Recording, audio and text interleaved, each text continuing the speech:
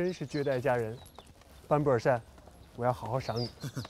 这算不得什么，还有一批自两广采办的花木正在途中，绝误不了给二阿哥道喜。道喜？二阿哥要娶鳌拜府上的亲哥儿，这难道不是喜事吗？这宫里宫外呀，早就传遍了。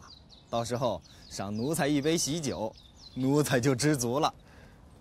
这件事儿，暂且不要再提了。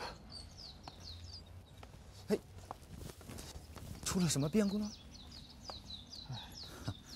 不管二阿哥遇到什么难事儿，奴才担保不出3天，烟消云散。班布尔善，你不知表里，亲哥的心不在我身上。奴才呀，不管这表里究竟，说3天就是3天。这3天之后啊，二阿哥若是不信，我班布尔善赌上这颗人头。二阿哥，咱们屋里讲话。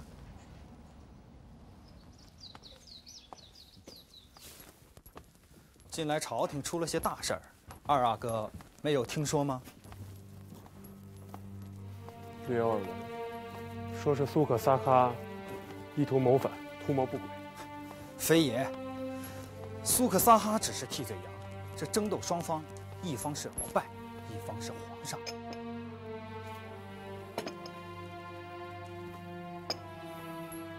不就是皇上急于亲政吗？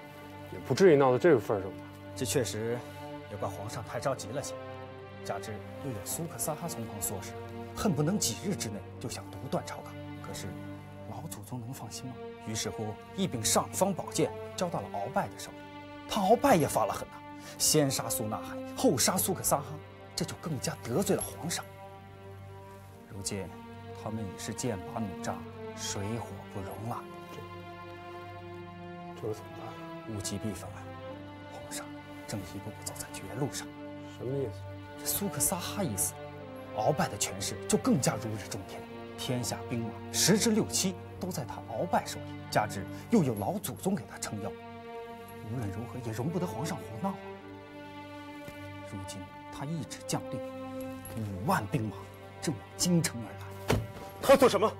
整肃朝纲，更议皇上。更议皇上？这皇上不是别人，谁？正是二阿哥呀！二阿哥做了皇上，还不是享风得风，享雨得雨？闭嘴！皇上是先帝爷选定的，他鳌拜敢更议皇上，就是谋逆，就是造反。哎，二阿哥，千万不可！你这样做会闹出更大的事。二阿哥坐。班布尔善还有几句话，请二阿哥准我讲完。你讲。说到皇位，先帝归天之时，二阿哥就是因为没有出过斗，三阿哥才捷足先登做了皇上。如今三阿哥处事不当，难当大任，为什么这皇位二阿哥就做不得？再说句大不敬的话，三阿哥就是缺了些帝王之气。就拿亲哥儿的事儿来说，老祖宗已然把他许给了您，身为皇上，哪有去夺皇兄所爱的道理？您说亲哥儿的心不在您身上，那是他迫不得已。二阿哥当不得真呐！这个皇帝我不能做，我不能背逆皇阿，我不能背逆我爱新觉罗家的传位规矩，我不能为天下人所指。福全绝不做一个不忠不孝、不仁不义的小人。唉，二阿哥的人品感天动地，可是二阿哥有没有想过，如果你不做这个皇帝，朝廷上的这场争斗会如何收场？鳌拜撕调兵马入京已经是死罪，他会甘心一死吗？并非危言耸听啊！真到了那个时候，5万兵马杀入宫城，这场争斗将会演变成一场血斗。不但皇上的性命不保，这爱新觉罗家的江山，怕也难保啊！可这对三弟太不公平了。做了废帝，生不如死。何况他也没做错什么。这天下从无公平二字。皇上他横刀夺爱，抢走亲哥的时候，他想到过公平吗？这公平是在上天的手中。现在，天要降大任于二阿哥，这就是最大的公平。为了大清的江山，为了百姓的安定，为了您心爱的亲哥儿，二阿哥，机不可失啊！该说的话，在下都说完了，奴才告退。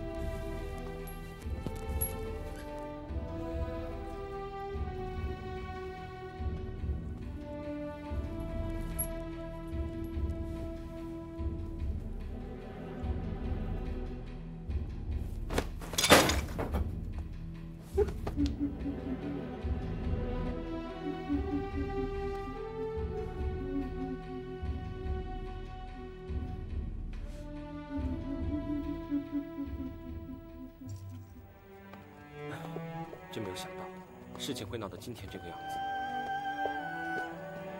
我的叔叔穆里马一定是铁了心。当时我真想告诉我阿玛，可是，也许只有收手的方法，才能保住我阿玛的性命。那你为什么告诉我？为什么？你说为什么？青儿，我不是这个意思，我是说，是不是你心里既想保住你的阿玛，又不想伤害皇上？我敬重皇上的为人，我也理解他的苦衷。对他的伤害不能出自于我亲哥儿，不能出自于我的阿玛。我懂。时间不多了，要是在我阿玛回来之前就已经兵临城下，一切就绝难挽回了。纳兰公子，一定要想办法帮我拿个主意。说啊，你不是一肚子的学问吗？好，你听我说，随我进宫去。不，我不要进宫，我不要见皇上。为什么？他和我阿玛现在已经势同水火，我不知道应该怎么面对他才好。可你必须面对他。你我讲话不必避讳，皇上至今并没有断了对你的那份情，只要你把一切对他讲清楚，他会宽恕你的阿玛，你的阿玛也就有理由说服穆里马。青哥儿，如果不是担心我阿玛，我真想现在就跟你走，走得远远的，躲开这儿的一切。很多事情不是想躲开就能躲开的，这就是做人的无奈。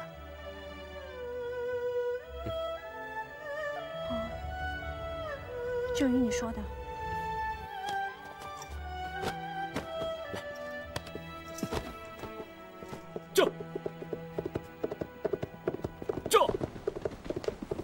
格格吉祥。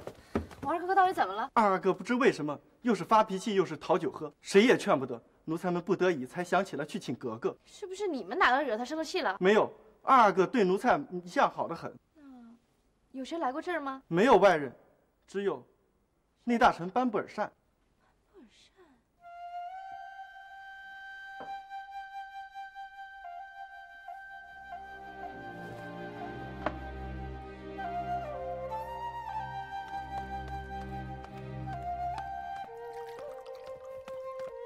二哥哥，你这是怎么了？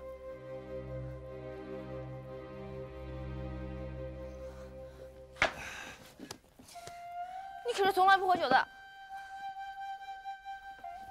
酒给我！之前喝过。二哥哥，告诉我，你叔叔遇到什么事儿了？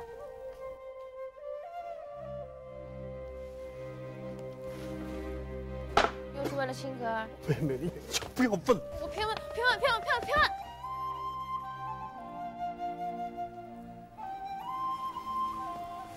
别以为你不说我就不知道。班布尔善来干什么？你知道了。我要你说。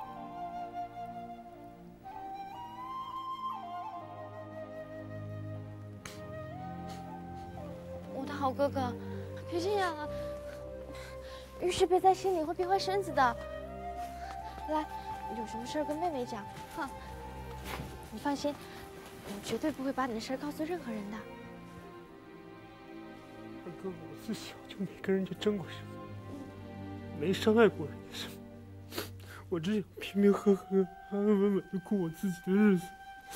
可他们为什么就不放过我？谁不肯放过你？辅政大臣鳌拜。鳌拜，他又让你做什么？要让我做皇上。皇上，二哥哥，你喝醉了吧？皇上是他说让当就当得的吗？你喝醉了。这不是醉话，没罪，我没罪。你不相信我就不要再来问我。我信，我全信。二哥哥，到底是怎么一回事？你一点点告诉我。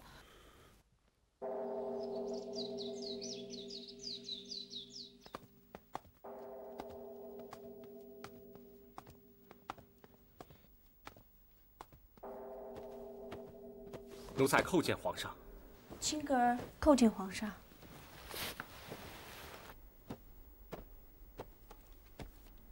青格儿有要紧的话要对皇上讲。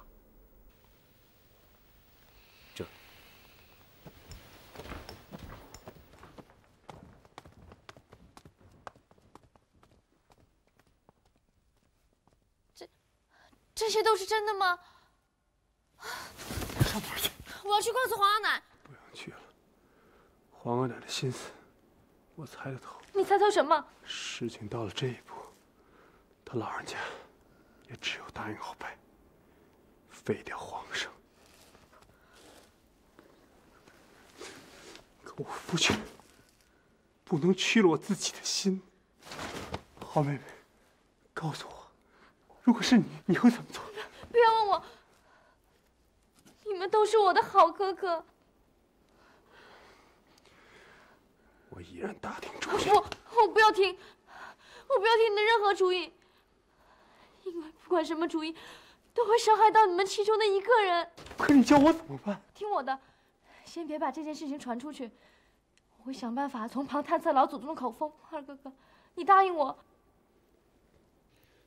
起来说话吧。你为什么不起来？我是来为阿玛请罪的。请罪？说的真好听。青格儿，朕真没想到你会和你阿玛一起来戏耍朕。你让纳兰来告诉朕，说你阿玛已然答应归正，已然答应不杀苏克萨哈，但是在第二天朝堂上，当着满朝文武，他让朕丢尽了脸。皇上，请容我说上一句话。青格儿没有戏耍皇上，我阿玛也没有戏耍皇上，阿玛对皇上却是一片忠心。忠心？他羞辱朕，枉杀忠臣，这就是他的忠心吗？我没有办法为阿玛辩白。青格儿今天来只想有一个请求，请求皇上在我阿玛归正之后不要为难他。他会归正？真是笑话。皇上可以不信，只是请皇上答应我的请求。你想让朕相信你吗？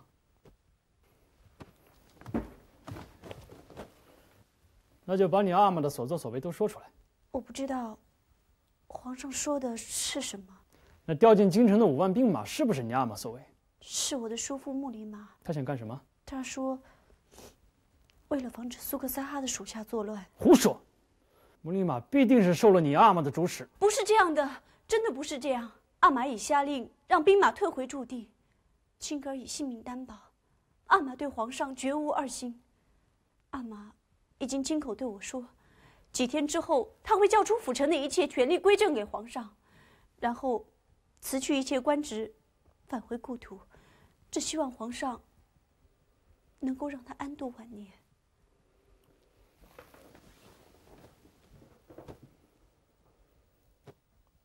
你想让朕再一次受骗吗？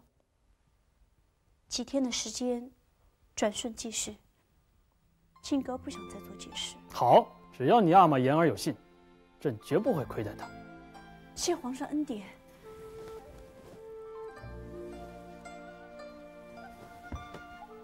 等等，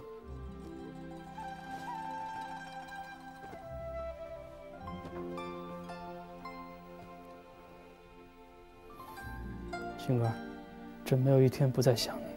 请皇上多多珍重。青格告退。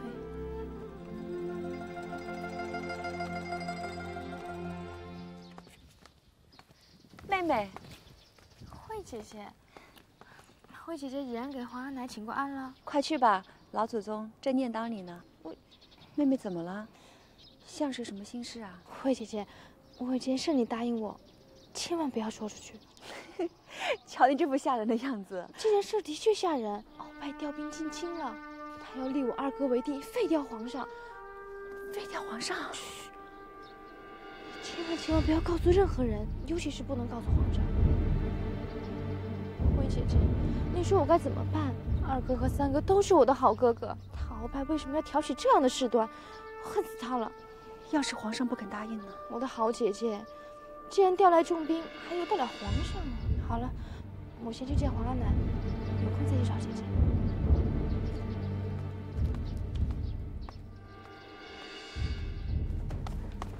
皇阿奶，皇阿奶，有个吉祥。我皇阿奶呢？回哥哥的话，太王太后正在屋里上香呢。多久了？我有要紧的事要对皇阿奶讲。哥哥勿躁，奴才这就去给嬷嬷说一声。快去！哎。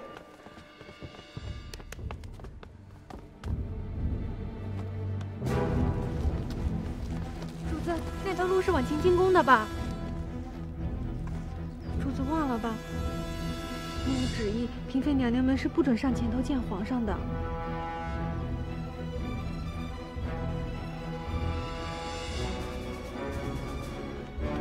丫头，有什么好事要告诉皇安奶？出去，你们都出去。看你，我有重要的事要跟皇阿奶讲。是吗？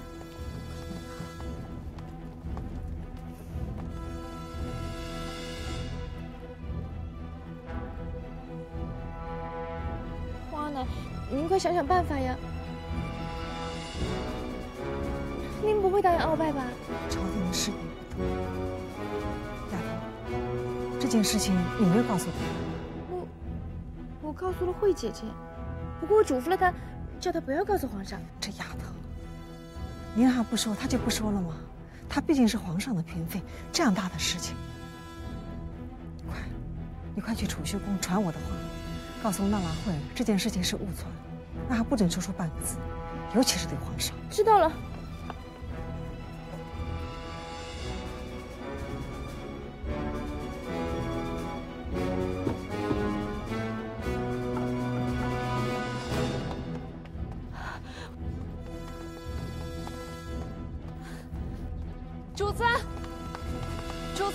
主子，皇上来了。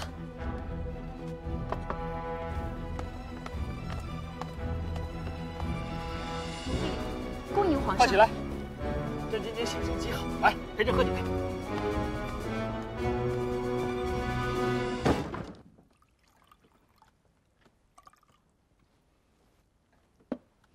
皇上这么好的兴致，有什么喜事吗？你猜猜看。奴婢哪能猜得到啊？鳌拜马上就要归朕给朕了，怎么样？你听见朕说话了吗？那你不为朕高兴吗？你在敷衍朕？不，奴婢没有。没有什么？把你的心里话说来给朕听听。说啊！不说，好。不说就给朕把这壶酒都喝了。说。皇上去了储蓄宫，我怕皇上起疑心，就没敢跟过去。慧儿是一定把这件事情告诉皇上。素嬷，我们去走一趟。老祖宗，你要去哪里啊？去储蓄宫见见慧儿。老祖宗，皇上在那儿，怕是……那皇阿奶可以差人把慧儿姐姐叫过来呀。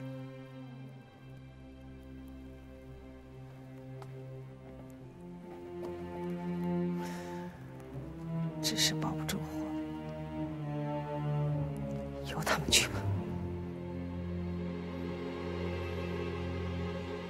看来你心里还在念着他。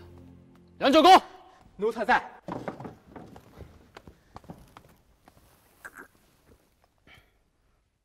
去坤宁宫。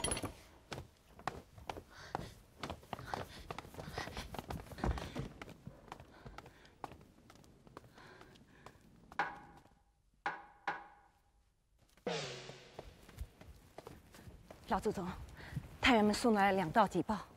怎么说？鳌拜已然到达了山海关内八旗旗主们下榻的驿馆，正在逐一的劝说他们返回盛京。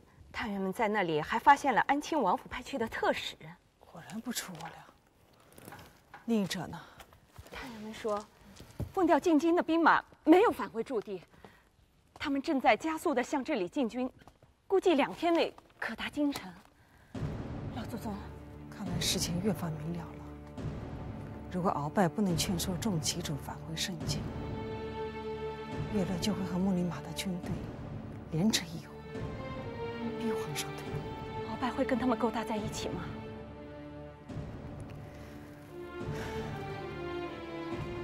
真到了那时候，即使他想阻止，也怕难了。乐乐会真的想让二阿哥当皇上吗？眼前会是，不然便是出。至于能让他当多久，这就很难说。孙婉儿，是，叫福全到我这儿来。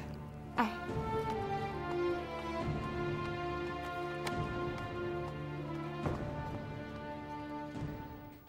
主子，皇上来了。哦，臣妾恭迎皇上。真累了，到你这儿来歇一歇。皇上喝酒了？是啊，喜酒。朕刚喝了一顿喜酒。喜酒？这后宫里又添了姐妹了。你想哪儿去了？告诉你，这次朕真的是要亲政了。臣妾恭喜皇上。可是，这鳌拜怎么突然转了弯子？是不是老祖宗做了主？叫他们拿酒来，朕细细的告诉你。臣妾扶皇上躺下，去叫他们烧碗银耳汤来。主子，回主子说他要见皇上。都什么时辰了？问问他懂不懂这宫里的规矩，叫他回去。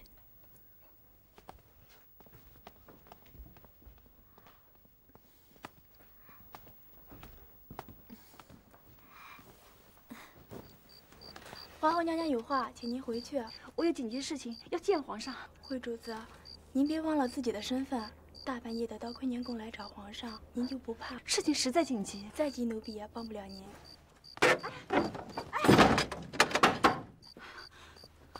主子，咱们叫门，叫得响响的。开门，开门！惠主子要见皇上。开门，要见皇上。开门啊！惠主子要见皇上。皇后，这是什么声音？啊，皇上您先歇着，臣妾去瞧瞧。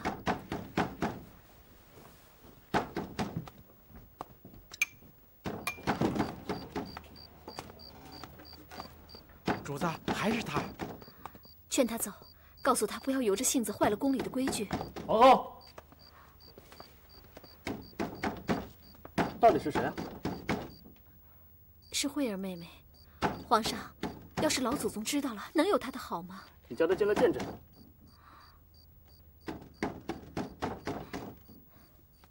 去，让他进来。是。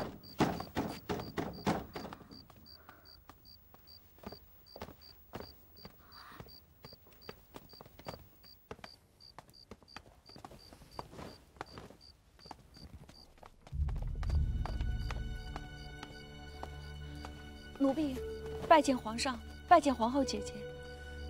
你不是不想对朕说话吗？奴婢有罪，不过奴婢有要紧的话想单独。要紧的话？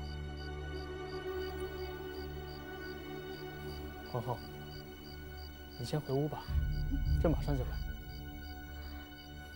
嗯。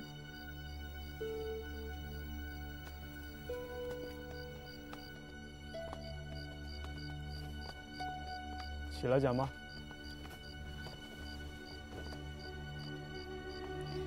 奴婢的确有事瞒着皇上，不过不是有意瞒着皇上，是因为事关重大。我答应过端敏妹妹不告诉皇上，可是这件事情关系着皇上的安危，奴婢不能不讲啊。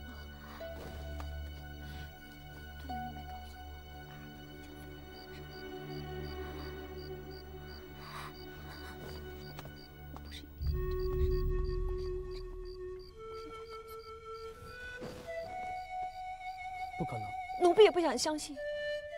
可是端敏妹妹不会撒谎，这绝不可能。这么大的事情，皇上只可信其有，不可信其无。要想出相应的办法才是万全啊！他也跟皇阿奶说了吗？阿玛已下令让兵马退回驻地，青哥已性命担保。阿玛对皇上绝无二心。阿玛已经亲口对我说，几天之后他会交出府城的一切权力归正给皇上，然后辞去一切官职，返回故土。穆里玛调兵的是朕有耳闻，但是朕万万没有想到，这鳌拜竟然敢再次骗朕，朕绝饶不了他。皇上是纪念太皇太后，求太皇太后拿个主意啊！皇阿奶既然已经知道了，就不必了。为什么？你不要再问了。皇上是皇阿奶最疼爱的孙儿。不，最疼爱的是福全。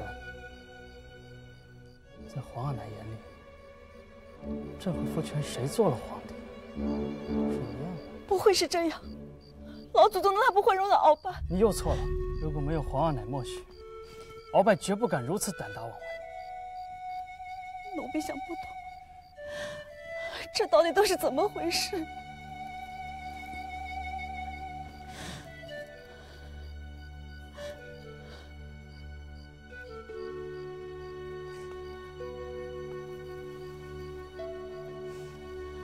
皇上不要太难过，好好想一想，也许会想出好办法。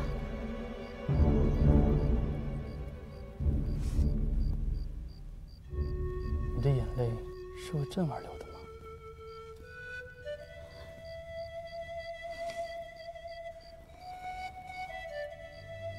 朕意已决。皇上，杨九公，奴才在。传朕旨意，着索额图纳兰性德、曹寅即刻进宫议事，不得有误。这。福全啊，这儿只有我们祖宗两个，说说你的心里话。无论你说什么，皇阿奶都不会怪你的。我想了无数遍，孙儿绝不做这个皇帝。为什么？三弟没有做错什么，不能废了他。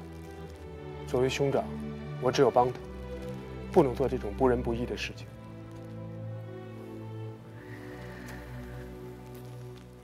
要是为了咱们爱新觉罗家的江山，皇阿奶一定要你做呢。在你心里，鳌拜是个什么样的人？是亲哥的阿玛。我问的是他的为人。他自然是忠臣，不然皇阿玛也不会选他做辅臣。可是苏和撒哈也是辅臣。孙儿绝不相信他有谋逆之心，他只是被贪欲蒙住了眼睛。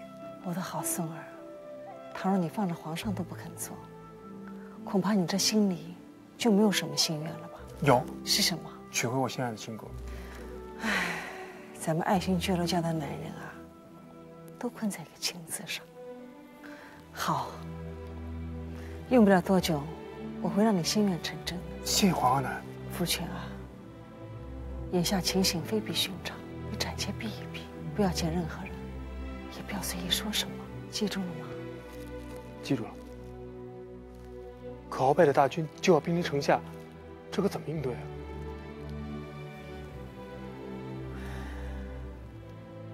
我会想办法应对的。时候不早了，你回去歇着吧。嗯。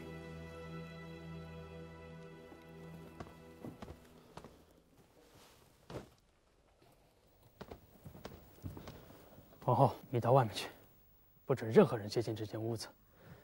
朕有话跟他们讲。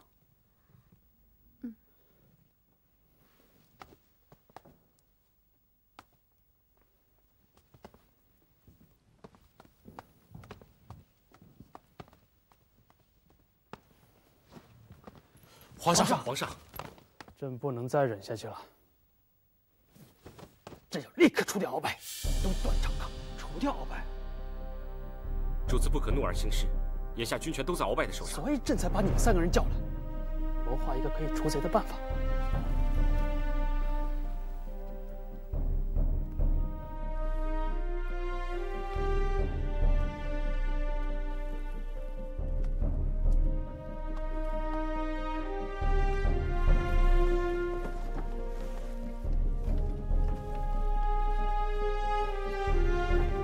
老祖宗，3更了。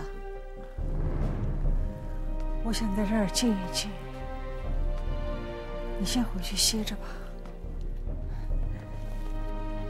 老祖宗，您说怪不怪？昨儿个我梦见王爷了，他手里拿了一件蓑衣，说是要给老祖宗挡雨的。梦得好，这大清国虽大，哪儿有一块能让我遮雨的地方？是，什么风雨都要老祖宗一个人扛着。苏儿，你听说过人无二过的话吗？看着眼前，我就想起了当年，我就是个犯了二过的人呐。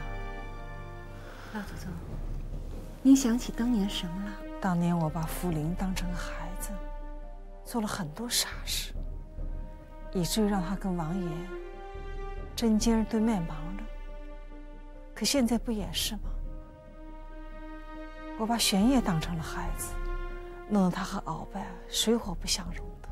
我知道老祖宗用鳌拜，是想在皇上亲政前把朝廷弄得清清爽爽的。是啊，不然我能把这朝权交给鳌拜一个人吗？可是我又错了，玄烨不小了，他心里早就不安分了，很多事是和他少了些商量。我看错在鳌拜，就算他是忠臣，也不该那么刚愎自用，不把皇上放在眼里。不管谁的错，要想让这对君臣和睦啊，难了。那该怎么办呢？看来二者必须其一了。那老祖宗，您就准了鳌拜辞官的折子？准了他的折子不难，可这么多年，他的那么多部下大都掌着兵权，他们为了自己的前程，都不会善罢甘休的。咱们大清国亡不起了。老祖宗，您是要？不是我要不要，若是这么乱下去，得利的是越国，不管是玄烨还是福全，我首先要保住的是爱新觉罗家的皇位，不能落在他的手里。皇上才这么大年纪，又是那么心高志远，若是从了废帝，这一辈子可怎么过呀？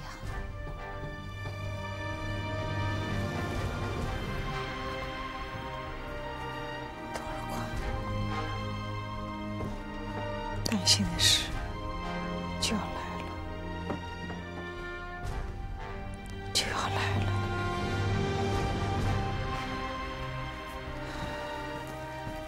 老祖宗，坤宁宫来了人。怎么说？他们说皇上宿在那里。奇怪的是，惠嫔也去了那里。惠嫔三番五次的叫门，搞得皇后都不好说了。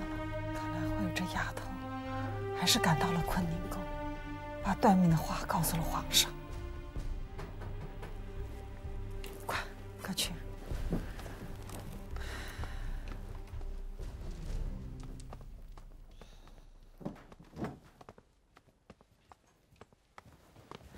老祖宗，皇上把索额图、曹颖还有纳兰公子都叫去了。看来咱们皇上是在想应对的法子了。老祖宗，皇上孤孤单单的，没有一兵一卒，怎么对付得了乐乐和鳌拜呢？老祖宗，您帮帮他吧。老祖宗，苏沫儿，你派人赶快去山海关，叫鳌拜速速到我这儿来。是。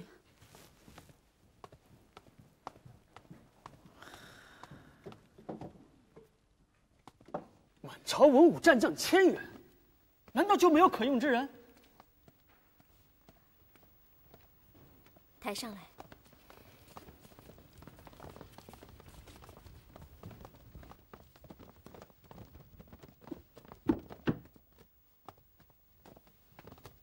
皇后，你马父有没有说过有哪位将军可以倚重？马马父从来没有对我说起过。臣妾以为，此刻惩治鳌拜当然要紧，可更要紧的是保住皇上的安危。朕不怕，朕就不信了，他还真敢杀进宫来。皇上，不要忘了，那些御前侍卫大多都是他挑选的，危急时刻不能不防啊。何况，他既敢调兵，就什么事情都能做得出来的。皇上，皇后主子说得对，其实挑选那些不苦少年进宫，就是皇后主子的主意。这些日子他们练得不错，若真有事，奴才会率领他们誓死护卫皇上。索大人的忠心可嘉，可10几个半大小子终究顶不了什么大用。依奴才看，还是先请皇上住到慈宁宫去。不，皇上，请听奴才说，老祖宗不会。不要再说了，朕不去慈宁宫，朕要保的是皇位，又不是朕的命。阿兰信德，你怎么不说话？奴才刚才说了，主子不可怒而兴师，这现在对鳌拜动手，是他鳌拜把刀架在了朕的脖子上。奴才以为事情并没有坏到那个份上。你要让事情坏到什么份上，朕才可以动手？不要再为了那个亲哥儿袒护鳌拜。怎么，朕说错了吗？皇上，奴才有个直觉，亲哥儿不会欺骗皇上。朕都要被鳌拜废掉了，你还在说亲哥儿不会欺骗朕？达兰信德，你要再说这种话，就给朕滚出去！有些事情，奴才也确实没有想清楚。奴才真想见到亲哥儿，向他问个明白。一个冠冕堂皇的理由，你是想从朕这儿溜出去吗？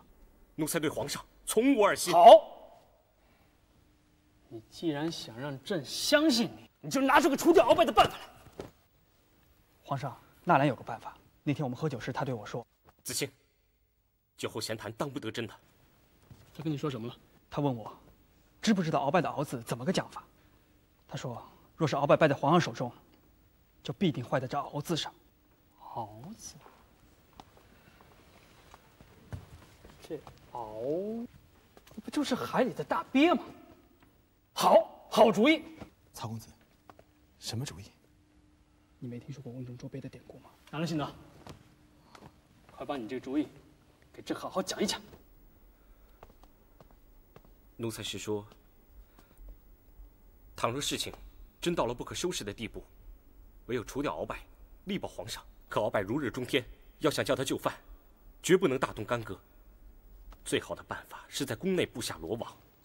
皇上，那些不苦少年正好派上用场。纳兰公子的主意好是好，可那些少年们必定不是鳌拜的对手，若不是一举拿下，那就会陷皇上于更大的险境之中。所以依奴才看，还是先去宫外找一些武艺高强的死士。使不得，使不得。一来时间容不得，二来容易走漏消息啊。索额图大人的话我赞成，皇上不必舍近求远，那些不苦少年可堪一用。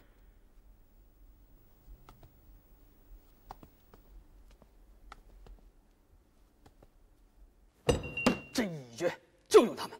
索额图，奴才在。明日你从他们之中选出12个人，加上朕和你们，朕就不信他鳌拜有天大的本事，能抵得过咱们16副拳头。是。捉鳖之瓮就选在朕的御书房。明日把人布好之后，朕就宣他入宫，摔杯为号，捉那个错误地方。皇上圣明，必能一战而胜。不过，可要把接下来的几步棋想好啊。等朕扳倒鳌拜，朕就颁诏天下，废除辅臣，自主朝政。鳌拜的属下会善罢甘休吗？树倒猢狲散，只要鳌拜一倒，他们绝掀不起什么大浪。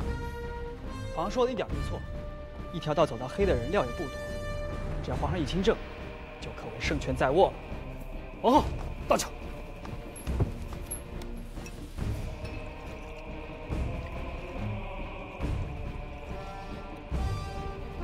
来，皇上，这么大事儿，要不要先告诉老祖宗啊？这件事就不要让他老人家选择。曹英，这次如果你胆敢还像从前一样，朕绝不轻饶。奴才不敢。来，就把杯子端起。达拉辛德，如果刚才不是曹寅说出你的主意，你恐怕就不会再向朕献策了吧？不，奴才只是要选择非用此计的时机。朕就不再跟你计较。我满人有句话：开弓没有回头箭。这步棋一走，朕就绝不回头。倘若你临阵怯懦，又顾及一个情字，朕不但诛了你，还要诛了你全家。纳兰性德忠心不二，如果皇上不肯相信，为了让皇上放心，奴才愿自毙于宫中，绝不贪生。有你这句话就够了。皇上，朕知道你索尼一家几代忠良，奴才哪怕粉身碎骨，也要报答皇上。起来，起来！等事成之后，你们就都是朕的股肱之臣。来，干！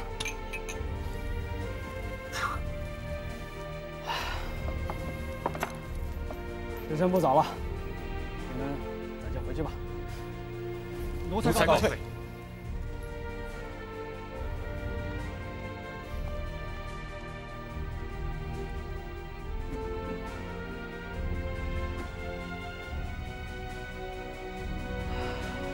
天就要亮了，皇后，明日一早，朕要去祭祀各位列祖列宗，让他们保佑朕成为我大秦国又一位伟大帝王。会的，殿顶已人亮了，太阳就要出来了。哎，惠嫔呢？哦，我让人把她送过去了。梁公公，奴才在。送皇上去储秀宫。行，不必了。朕今天就留在这儿。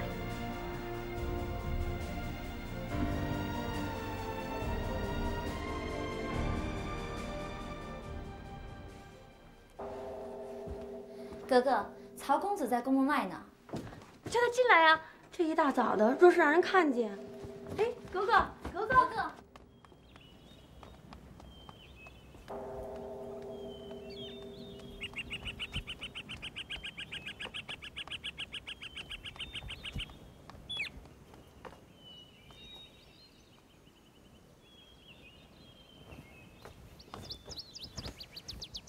曹子清，我看见你了，出来！格格，奴才见过格格。我早说过了，别老奴才奴才的。来了为什么不进去？哦，我是去伺候皇上的。谎话！去乾清宫能走到这儿来？我是来看一眼格格。这不结了吗？你过来，我有话问你。哎，这两天皇夫人那儿有什么事吗？没有，皇上好得很。又是谎话！纳拉慧儿把我知道的都告诉他了，还说什么好话？昨天我一夜都没合眼，现在这一切到底是怎么了？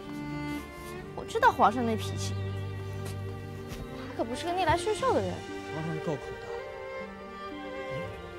说不定格格还真能帮帮皇上。怎么帮？快说。跟老祖宗说说，皇位不可擅动，哪怕舍了鳌拜，可万万不能舍了皇上。舍鳌拜？哪那么容易呀？皇上已经什么？没有。你心里有话。格格，时候不早了，奴才该回去了。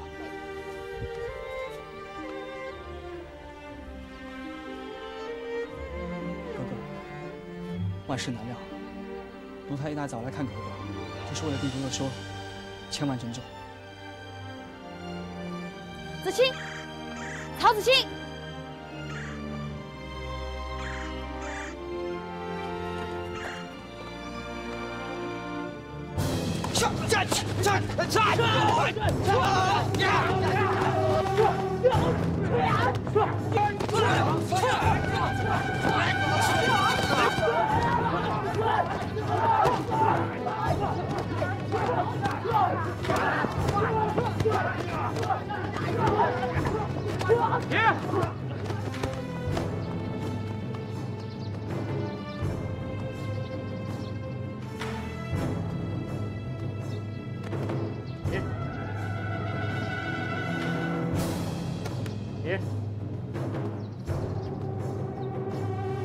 安妮，你，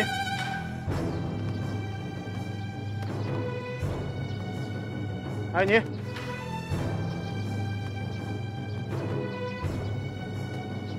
你，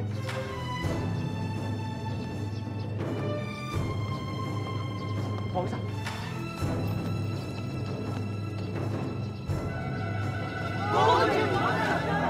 都起来吧！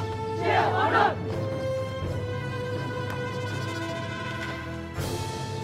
好，你们从今天起就是朕身边的8头骑。朕有一件大事要交给你们去做，谁做得好，这个工程就是大清国的工程。是皇上，是皇上，是皇上。练起来，这。 练起来！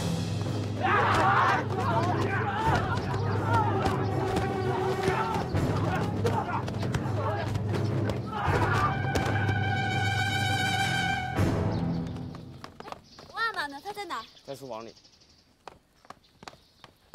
阿玛，阿玛，阿玛，你不说要再过几天才回来？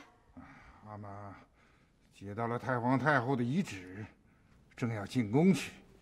哎，那些8旗王爷呢？怎么了？嗯？他们受了乐乐的挑唆，坚持要恢复八王议政。啊！真是岂有此理！那后来呢？接到了太皇太后的密旨以后，我再没有时间和他们周旋，只得强令他们返回盛京。那他们回去了吗？回是回去了，可是怨恨也算是结下了。 啊，青哥，等阿玛从宫里回来再细跟你说。哦。老爷，从西北来的2哨兵马已然在京北410里处安营了。去，把穆里马叫到我这儿来。穆里马老爷刚刚出城。下去吧。是。养父以为的东西。叔叔也真是昏了头了。阿玛，您别急。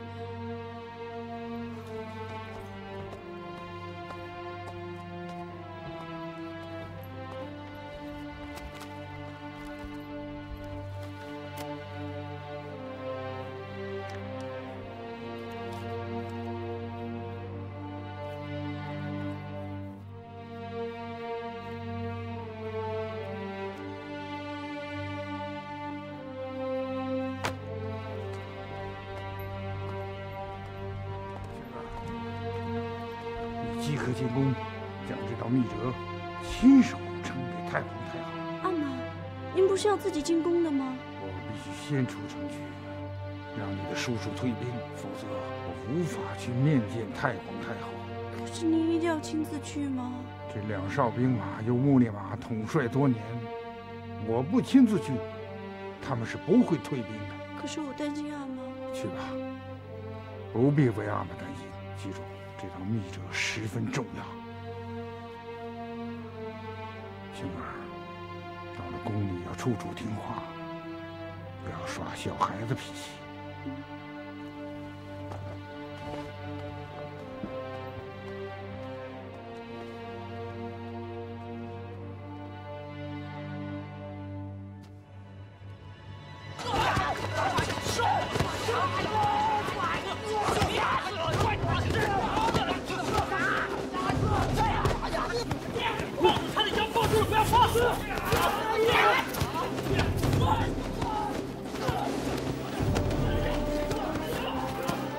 兄台，干嘛这么无精打采？皇上在那边看着呢。你就不该把我的主意说出来。为什么？我总不相信青格尔会骗我。况且，我不相信鳌拜会做出私自调兵的事情。有什么信不信的？鳌拜就是说假话。皇上就要被废掉，这个时候你千万不能再犹豫啊！说实话，我心里的失误不掉我7上8下。这一招拿不下鳌拜，就是捅了马蜂窝。有时候我都闻到血腥味儿了。差点要抱住了，不要放！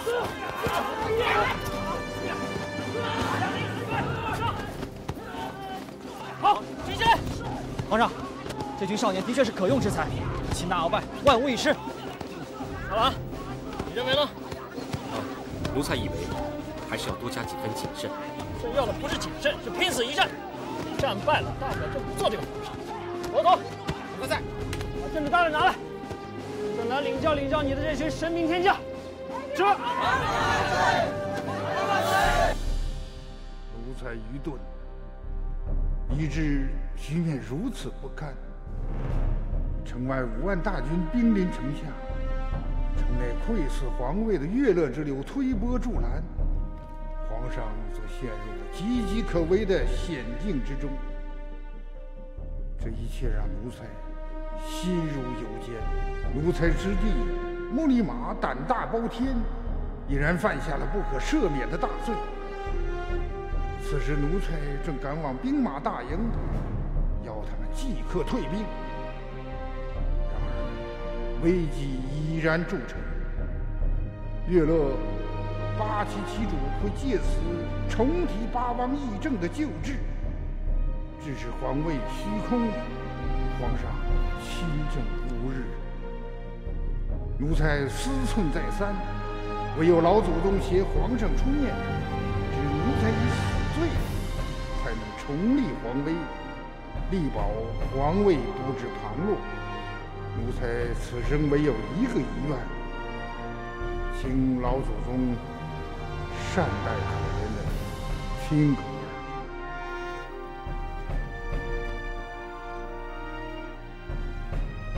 老祖宗，我阿玛说什么了？是朝廷上的事。啊，丫头，你难得进宫来，在这儿住几天吧。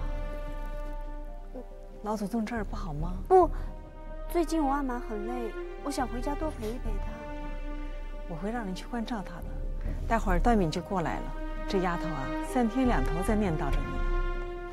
德福，奴才在，请段敏哥哥赶快到我这儿来。这。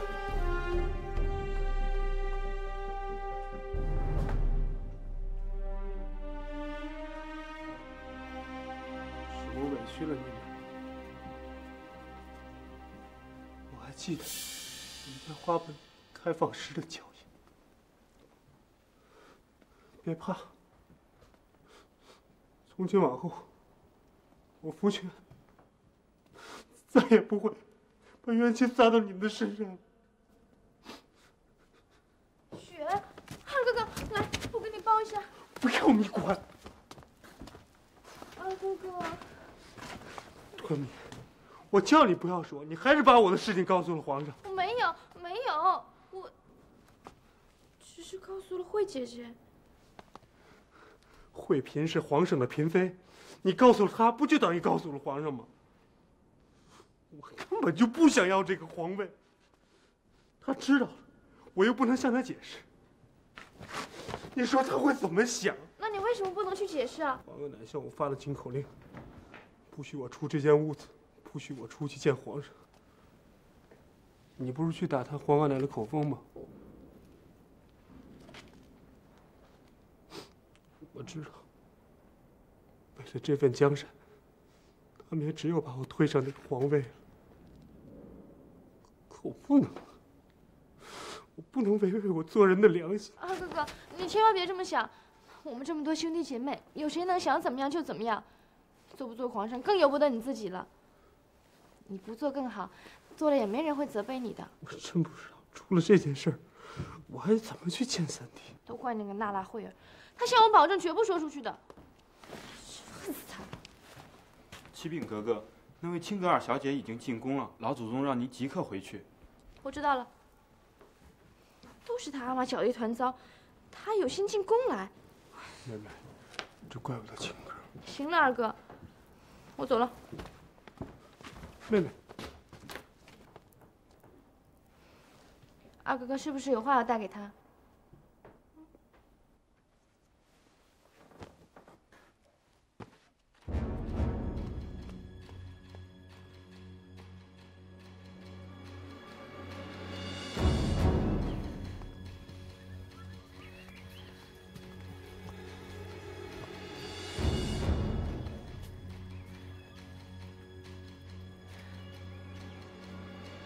姐姐，我有话要问你。我知道你想问什么。为什么？也许不是问，是恨。恨我的阿玛给皇上找了麻烦。麻烦，岂止是麻烦，他不肯亏这个皇上，还一次次受他的手弄得难堪。你阿玛这样做，对得起先帝爷吗？对得起他这辅政大臣的顶戴吗？这不是我阿玛的本意，我敢向格格保证，这不是他的本意。我才不信呢！我阿玛这辈子出生入死，每到节气，身上的伤都会让他疼得死去活来。他对大清的一片忠心，对皇上的忠心，我这个做女儿的最清楚。可是皇上现在急着亲政，太皇太后和我阿玛都不放心，现在就把重担放在他的身上。我阿玛顶着揽权不放的恶名，违心的杀掉了苏纳海，万不得已除掉了苏克萨哈，这都是为了皇上啊！难道这次调兵也是为了皇上？那是我叔父穆里玛所为，跟我阿玛无关。他们是一母同胞的兄弟，这样的话谁会相信？一母同胞，难道皇上和阿哥也会时时想到一起吗？我叔父穆里玛私自调兵，确实犯了大罪，可是这是因为他担心皇上亲了政，会下令杀掉我阿玛，杀掉我的全家。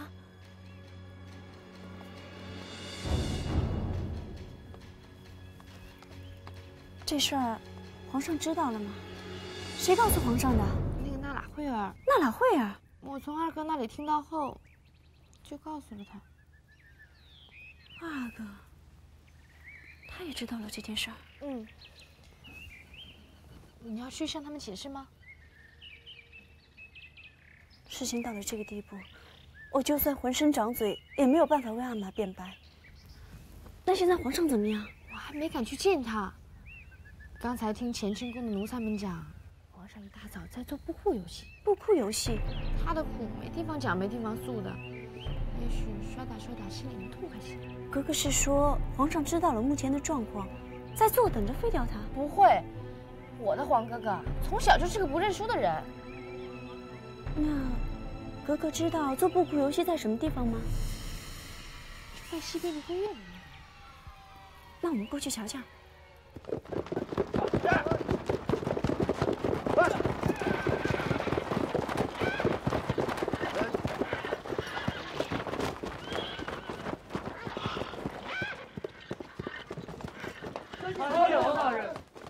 穆里玛在哪儿？回大人，穆里玛回城去了。胡说！让他出来见我。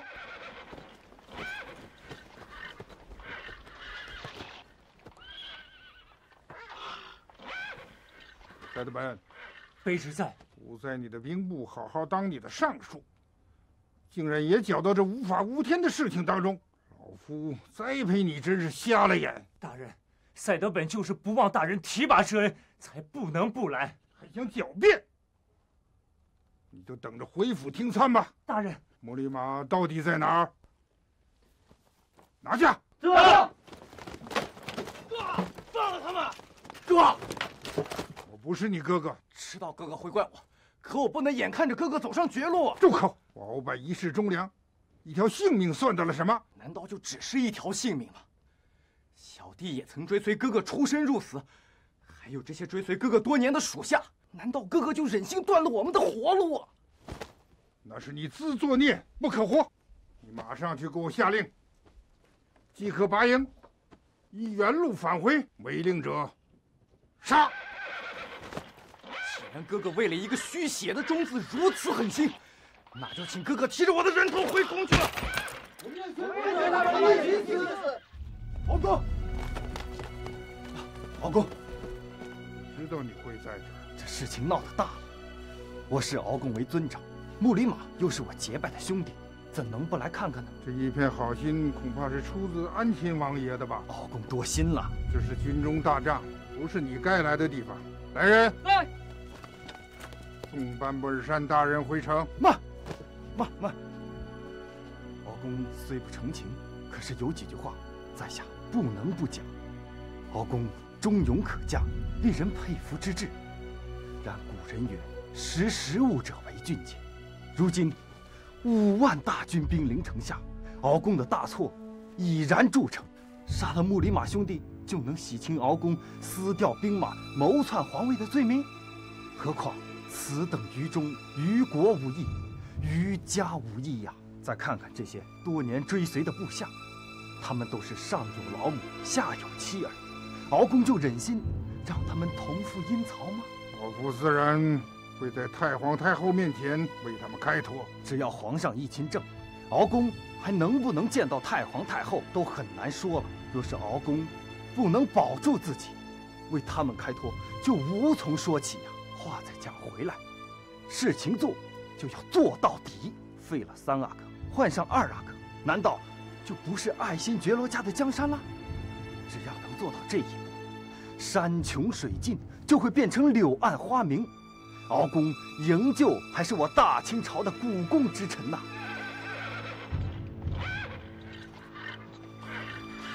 敖公累了，大家先退下吧。啊，来，退下，退下，退下。下去吧。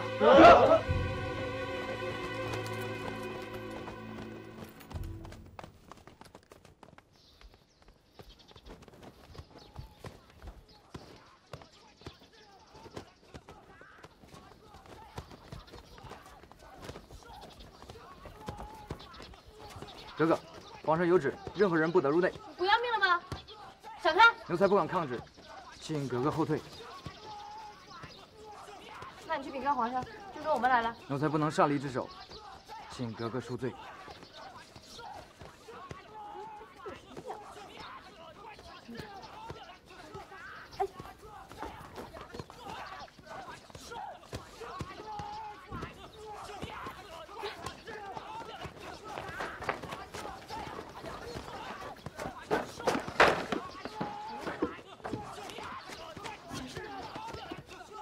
扶好了。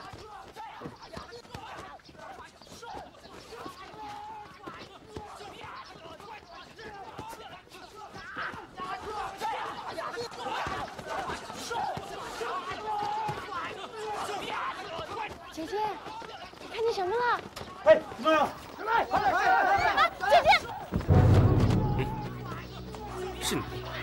父亲，你怎么到这儿？皇上是要对我阿玛动手，是的，我求你了。青儿，快离开这儿，不要惊动了皇上。说，皇上他已经……哎呀，你什么都不要问了，皇上也有皇上的难处。青哥，怎么找他找到宫里来了？皇上，你恐怕是误会了，我进宫是给老祖宗上到我阿玛的折子，跟纳兰公子无关。这可不碍着此理啊！老祖宗留我在宫里多住2天，我是和段敏哥哥无意中走到这儿来的，然后听到墙里有声音，哎，快下去，摔着你！青哥，这布库可不是你们女儿家的游戏。早英在，把青哥送去。这，哥哥请。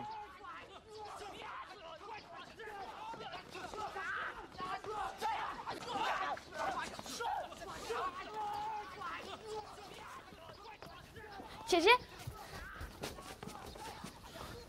姐姐，有没有伤到哪儿？皇上到底在干什么呀？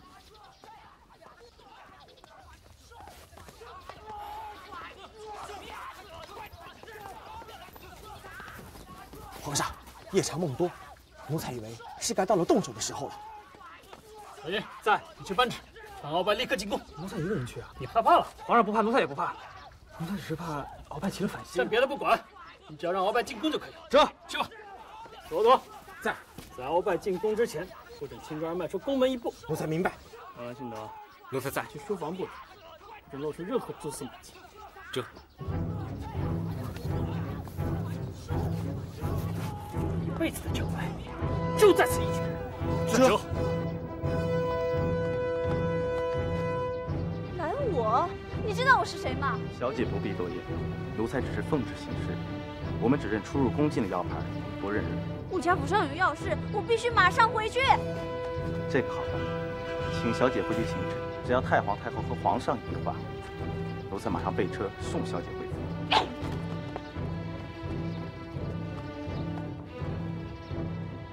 妈妈，您在哪儿？您绝不会想到一场杀身惨祸就在眼前，我必须想出办法来。也许能帮我的只有他了。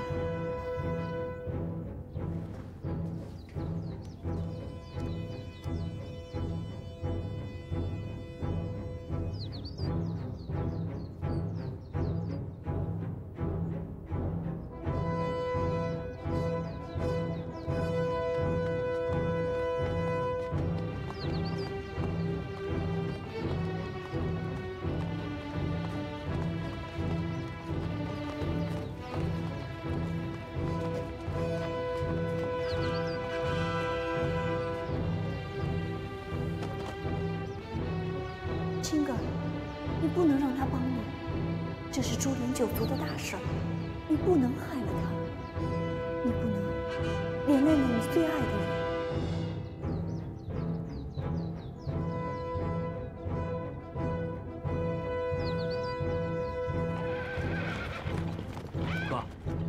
安本尔善说的有道理啊，人生一世，草木一秋，就这样含冤送死，值得吗？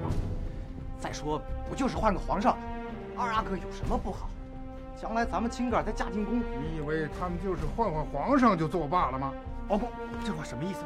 我鳌拜为官几十年，还看不透他乐乐的打算。只要我答应义帝，把柄即刻就抓在他们手里，到时候乐乐就会出头。 八旗的旗主们就会出头。安本尔善，我说的没错吧？他们会以这次调兵义帝的大罪，先除掉鳌拜，然后再以八旗轮流执政为说辞，要求掌握朝权，直到达到他乐乐称帝的美梦。敖公，不管他乐乐是什么打算，我班布尔善对你可是一片好心呐。哼！启禀大人，宫里来人了。敖大人。 是你，敖大人实在让我难找啊，让我从府宅只找到这里。什么事情了？皇上有旨，请敖大人即刻进宫。皇上找我有什么要紧的事？说是有事儿跟敖大人垂询。具体什么事儿，凑奴才的就不敢细问了。请回禀皇上，说鳌拜随后就到。敖大人，车轿就在外头。 皇上要奴才跟敖大人同行，那就请曹公子在外面候候吧。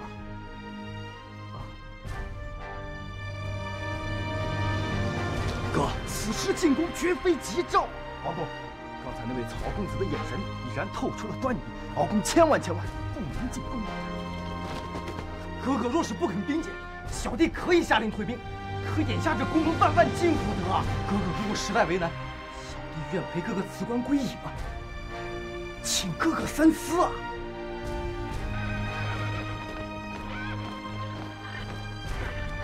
敖大人，敖大人，我的主意已定。穆里玛会同班布尔善一起和我进宫。敖公，这不妥啊！有什么不妥啊？大人进宫，万一有什么变故，我和穆里玛在这儿还是个接应啊！鳌拜一生磊落，还用得着你们接应吗？穆里玛，拿出这男人的样子，不要辜负了我对你栽培的一片苦心。好，我成全哥哥。哎，敖公，我还有些事情啊。哎，还是先办朝廷的事情要紧嘛。何况这些日子里，哪一场热闹也少不了你班布尔善。皇上的面前，恐怕你也有话要说吧。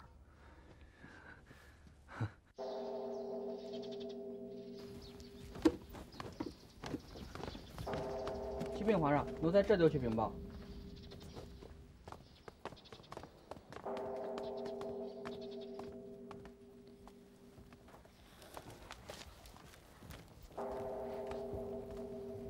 皇上，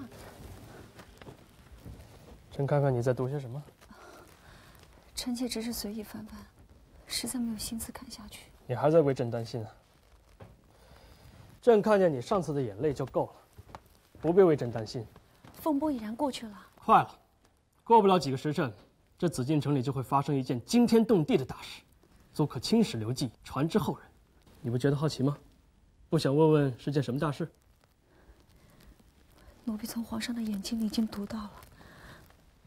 可是什么？皇上，奴才有事汇禀。讲。青格尔小姐来了。告诉她，朕现在不得闲。皇上，她是老祖宗的客人。 奴婢还是请她进来吧。青格尔小姐，请。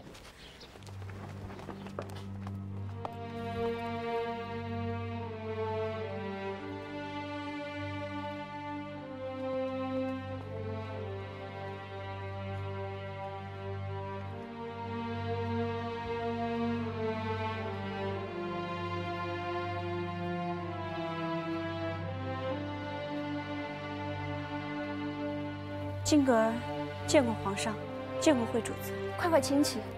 来人，给青格小姐备座。惠主子不用忙了。我有几句话想对皇上说。皇上，我阿玛几时入宫？如果他敢来的话，就在今天。难道皇上就这样容不得他？不是朕容不得他，是他容不得朕。我阿玛辅政多年，若是他对皇上有异心，也不会等到今天。那是因为有索尼在，他不得不有所收敛。这些日子，他一次次羞辱朕，现在就又敢撕掉兵马，谋逆之心昭然若揭。皇上错了，撕掉兵马的不是他，是我的叔父穆里马。此刻我阿玛正前往军中责令他们退兵。至于他多次冲撞皇上，那都是因为有苏克萨哈那帮小人在作祟。请我说，我阿玛所做的一切都是为了皇上。孙哥，你不要再说了。其实你巴不得你阿玛换了朕，因为你知道，你早晚是福全的人。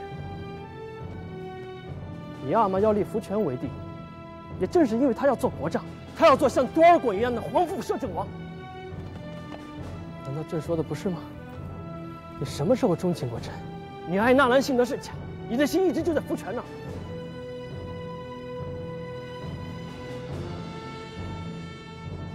我没想到你竟是这样看我亲哥。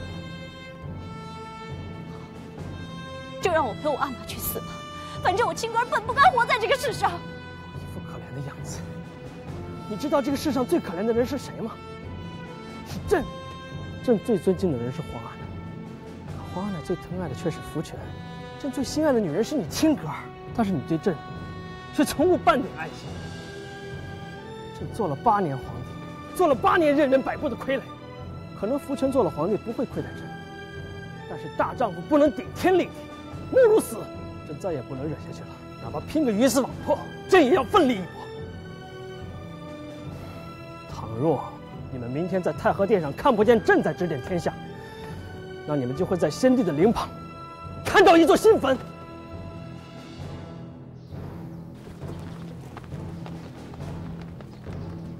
敖大人，请稍后，我去回禀皇上。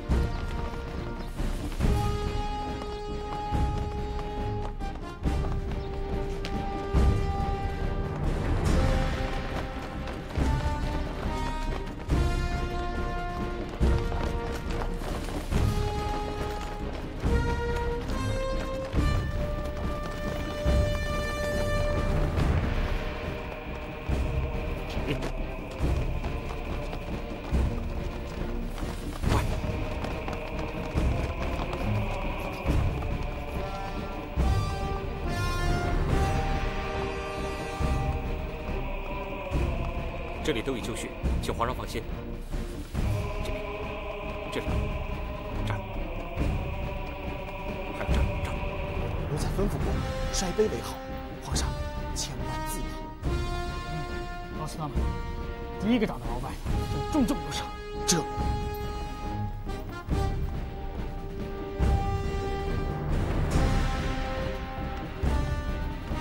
你说，朕今天胜算有几分？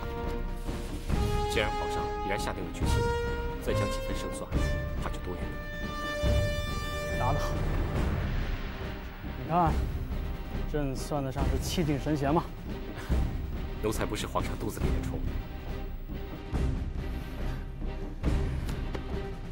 不过说实话，朕的心里边还真有几分不踏实。听说这鳌拜在年轻的时候，曾在几万大军中几进几出。如果朕败在他手里，去见父皇，就不是一句玩笑了。皇上要改变主意，也还来得及。可是我相信皇上破釜沉舟的决心。你要是没有后面这句话，朕饶不了你。皇上，鳌拜到了。他带了多少人？只带了穆里马和班布尔善。只有2个人。鳌拜带来这2个人必有用意，皇上绝不能让他们随意走动。曹寅在，让他们都在门外候着。说鳌拜一人觐见。这。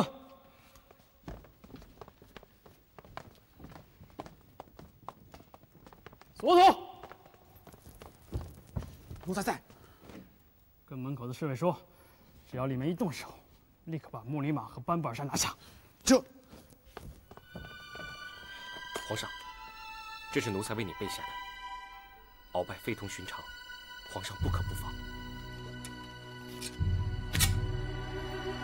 朕没看错你。皇上，为免鳌拜生疑，我去迎迎他。好。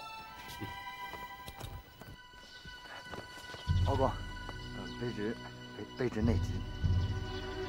要向你的那些王爷们报信去吧。哪里，敖公，这情形的确不对，生死攸关呐。敖公，难道你非要？我在这里替哥哥领罪，也正好向皇上讲清调兵来京的内情，还请哥哥回府暂避一时。皇上有谕，木里马班布尔山大人就在这里候着，请敖大人书房讲话。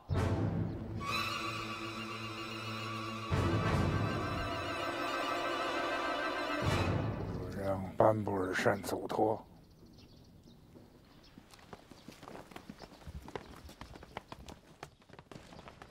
敖大人，请。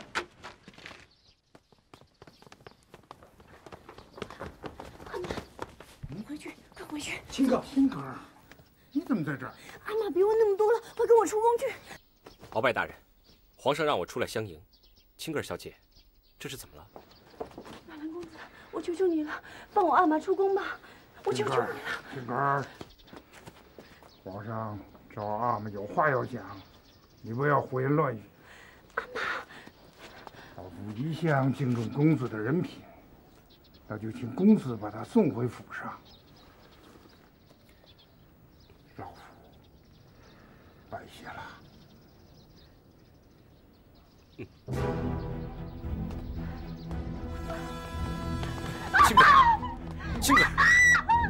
青儿，这样于事无补。青儿，阿玛，青儿。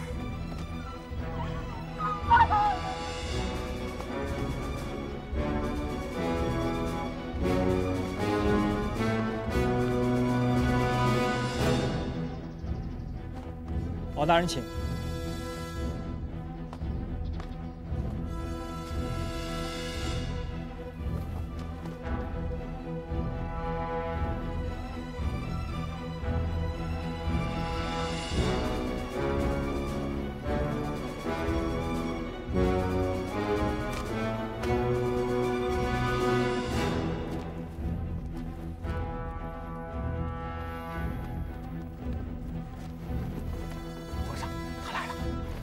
鳌拜大人觐见。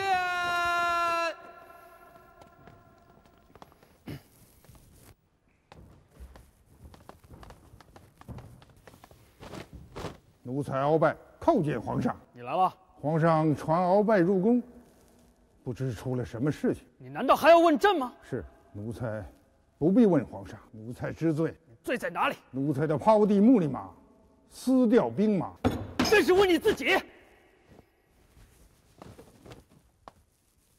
鳌拜这一辈子有功无罪。你，鳌拜这一辈子忠于大清，忠于皇上。自先帝宾天受命辅政以来，历经甘苦，鞠躬尽瘁。可时至今日，皇上却将鳌拜看作是佞臣一己。苍天有眼，天地作证，我鳌拜问心无愧。今天皇上急传鳌拜入宫，奴才心里已然明白了。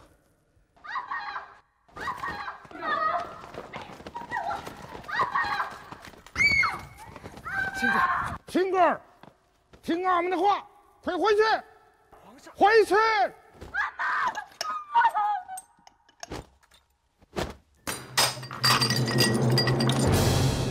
把他拿下！